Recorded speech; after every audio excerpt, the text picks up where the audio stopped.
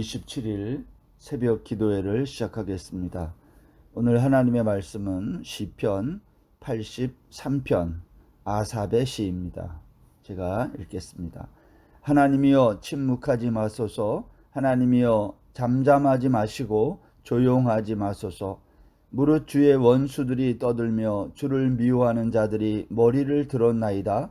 그들이 주의 백성을 치료하여 간계를 꾀하며 주께서 숨기신 자를 치려고 서로 의논하여 말하기를 가서 그들을 멸하여 다시 나라가 되지 못하게 하여 이스라엘의 이름으로 다시는 기억되지 못하게 하자 하나이다. 그들이 한 마음으로 의논하고 주를 대적하여 서로 동맹하니 곧 에돔의 장막과 이스마엘인과 모압과 하갈인이며 그발과 암몬과 아말렉이며 블레셋과 두로 사람이요 아수르도 그들과 연합하여 롯 자손의 도움이 되었나이다.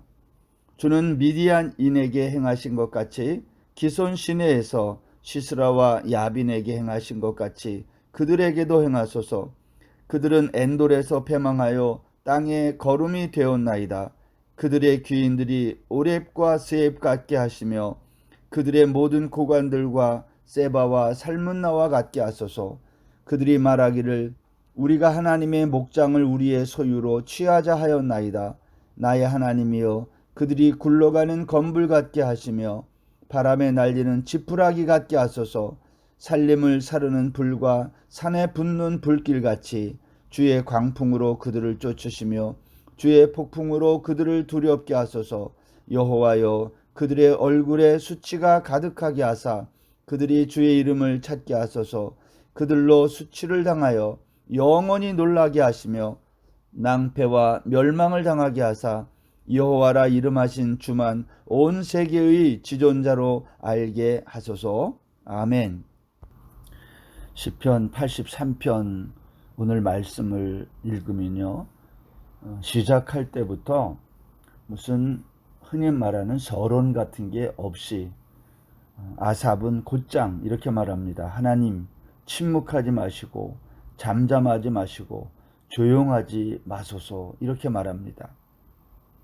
마치 다 모든 것을 준비하고 마음에 어떠한 격앙된 그러한 심정이 되어서 이렇게 아삽 시인이 이렇게 노래하는 것을 볼 수 있습니다. 그 이유가 뭘까요? 여러분 혹시 이런 이야기를 들어보셨습니까? 하늘에는 두 개의 태양이 존재할 수 없다. 오직 완탑만 필요하다는 거죠. 이게 이제 세상의 권력 구도의 모습 아닙니까? 지도자가 둘이면 늘 싸우게 돼 있어서 하나의 그 권력을 잡은 자는 반드시 다른 권력 잡은 자를 제거해야 되는 거죠. 아삽은 마치 그러한 기분으로 하늘에 두 개의 태양이 있을 수 없다라는 심정으로 하나님에 대해서 하나님을 향하여 이렇게 기도하고 있는 겁니다. 하나님 침묵하지 말고 잠잠하지 말고 조용하지 마십시오. 왜 그럴까요? 그것은 하나님을 대적하는 원수가 있었기 때문입니다. 2절에 보면 무릇 주의 원수들이 떠들며 주를 미워하는 자들이 머리를 들었나이다. 하나님을 대항하고 하나님을 공격하는 이 적대적인 세력이 있음을 오늘 말하고 있는 거죠. 여러분 그런데 이 적대적인 세상은 누구를 그렇게 공격하려고 목표가 누구일까요? 누구를 제거하려고 그렇게 했을까요? 3절에 보면 이런 말씀이 있습니다. 그들이 주의 백성을 치료하여 간계를 꾀하며 주께서 숨기신 자를 치려고 서로 의논하여 말하기를 가서 그들을 멸하여 다시 나라가 되지 못하게 하자. 이스라엘의 이름으로는 다시 기억되지 못하게 하자. 그렇게 한다는 거예요. 여기 3절에 보면 구속사에 있어서 중요한 그 암시가 되는 말이 나오는데 주께서 숨기신 자를 치려고 의논했다. 여기 주께서 치려고 숨기신 자가 누굴까요? 요한복음 1장 18절에 보면 이런 말씀이 있습니다. 본래 하나님을 본 사람이 없으되 아버지 품속에 있는 독생하신 하나님이 나타내셨느니라. 여러분, 우리 성경의 이야기는 예수 그리스도가 이 땅에 오시고 또 오신 그분이 어떠한 일을 했는지를 기록하고 있습니다.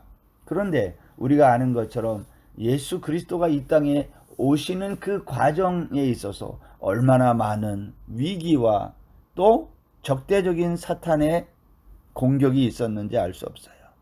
예수님이 이 세상에 오시는 것이 적대적인 세력, 사탄의 그 세력에 있어서는 정말 한 하늘에 두 개의 태양이 있을 수 없다라는 심정으로 그렇게 끈질기게 예수 그리스도의 오심을 방해한 거죠. 왜 그럴까요? 예수님이 오시면 이 세상에 자신들이 예수 그리스도에 의해서 심판을 받는다는 것을 그들은 누구보다도 잘 알았기 때문입니다. 따라서 오늘날 교회는 적대적인 세상에 둘러싸여 있는 거예요. 하나님과 같은 편에 있는 성도, 교회는 사탄과 이 적대 관계에 있음을 우리가 잊어서는 안 되는 거죠. 오늘 시인은 이렇게 말을 합니다. 6절부터 8절까지 보면 이 세상에서 예수 그리스도를 대항하는 이 세상의 열 나라, 열 족속을 여기에 언급하고 있어요. 6절에 보세요.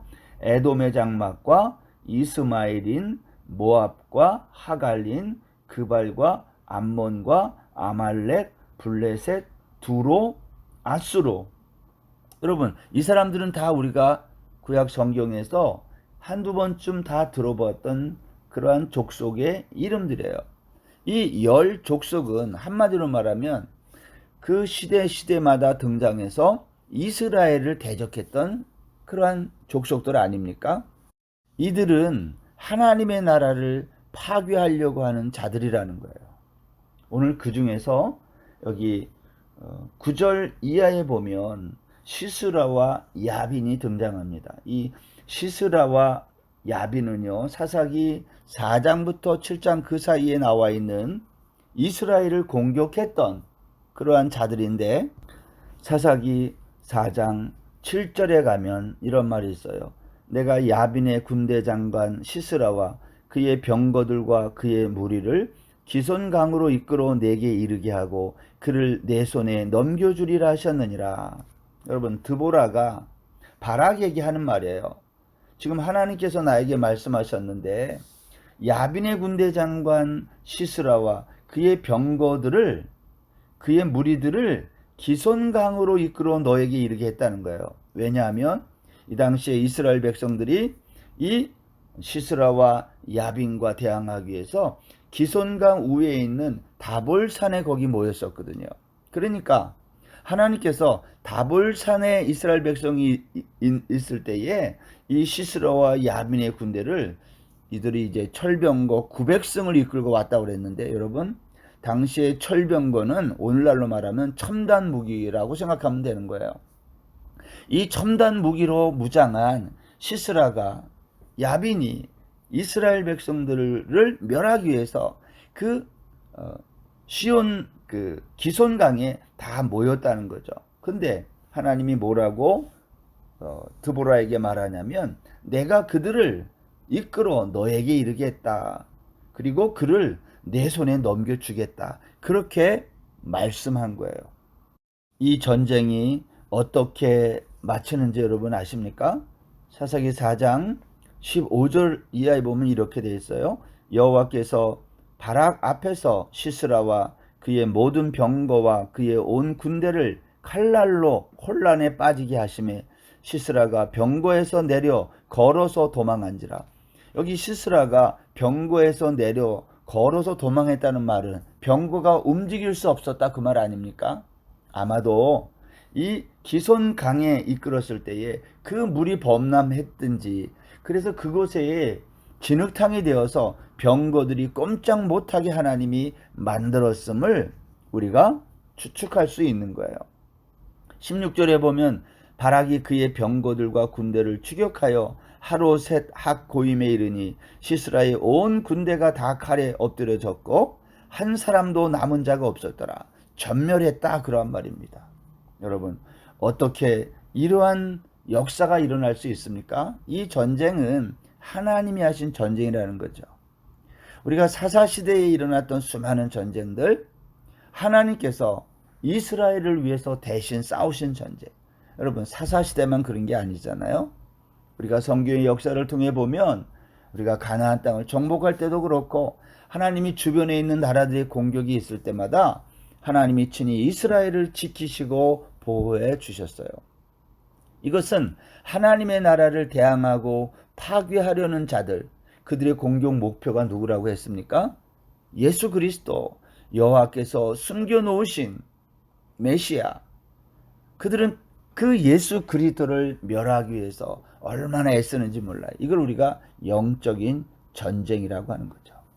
오늘 아삽 시인은 그 이야기를 꺼내면서 하나님의 나라와 세상 나라의 전투 속에서 하나님이 어떻게 하시는지, 옛날에 있었던 사사시대에 있었던 그 구원에 관한 이야기, 우리가 추억을 소환한다 그런 말 하잖아요.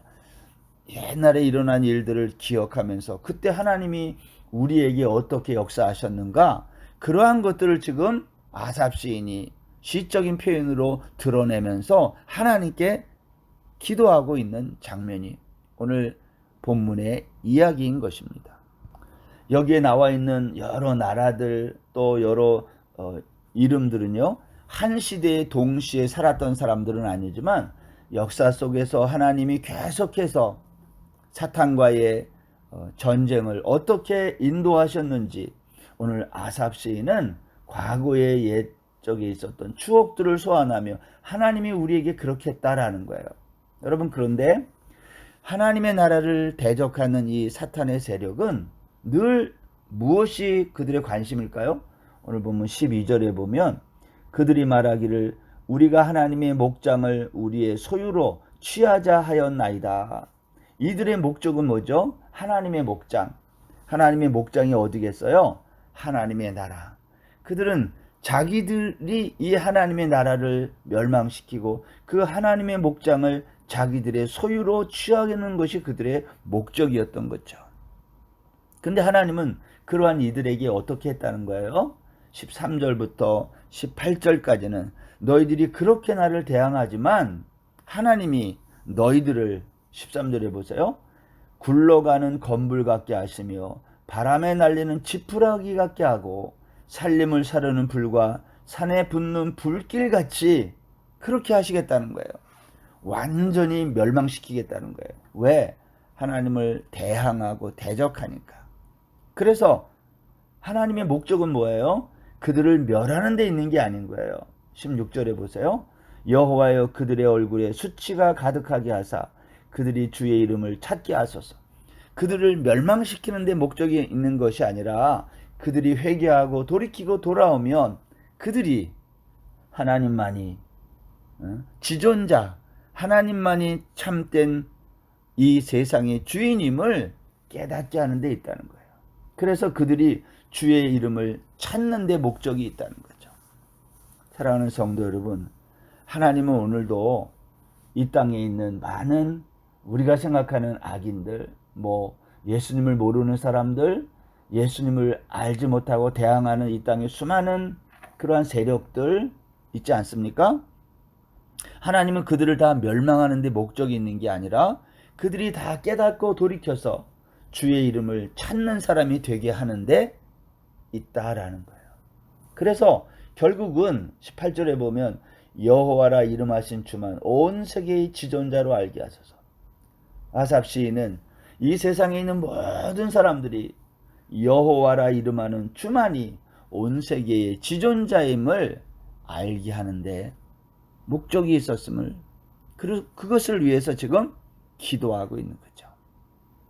우리가 오늘 하루도 한 주간을 시작하면서 우리 교회와 하나님의 나라를 둘러싸고 있는 적대적인 세상에 우리가 살면서 하나님은 어떤 분이신가, 이 세상 사람들을 멸망시키는 데 목적이 있는 것이 아니라 그들이 깨닫고 주의 이름을 찾는 사람이 되어서 여호와의 이름만이 온 세계의 지존자가 되는, 모든 사람들이 그것을 깨닫는 그러한 간절한 간구와 기도를 오늘 시편 83편이 하나님께 드리고 있는 거죠.